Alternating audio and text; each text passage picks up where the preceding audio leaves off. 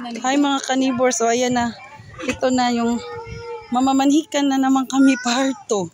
Ito na yung bit-bit ko.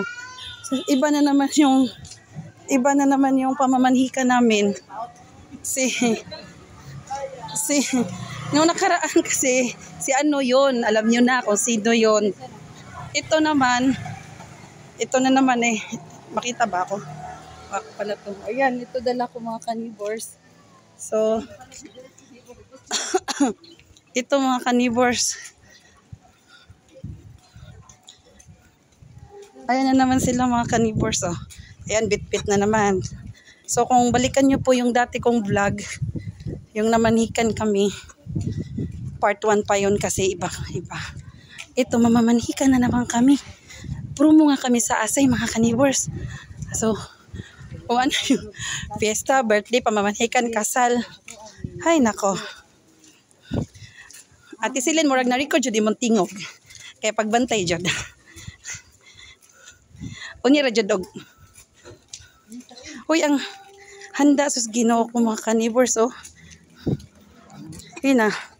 Nangawit akong kamot mga kanibors nya gigutom pa jud.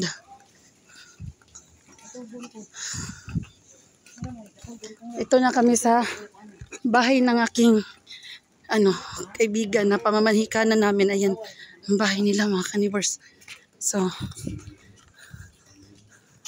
ito na kami mga kanibs. Wait lang mga kanibs. Hindi ako na lang. Tamang gate ba itong atong gidoorbell? So, ayan, kami ang muluhod sa pamamanhikan. Kami muluhod, kami mediator kung matuloy bag ilahang kuan og di. Ablihin na yung taon. Dahil naging yung mga principal sponsor, nagdapas inyang handa oh. Ablihin na yung taon mi. Maluoy mo na mo. Doorbell, og balik ti.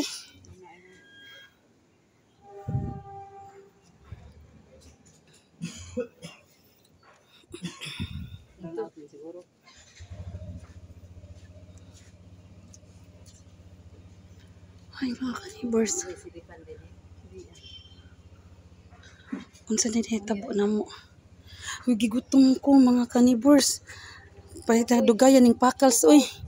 Pag pakals siya mong gipaabot ka babay to kang membro dyan mis mga asay. Di ko ka-vlog niya kay mukanta mo maka-copyrights man ko. So naunahon dyan na akong vlog pay kanta. Mga kanibors. Unsa na itong gipanghanda?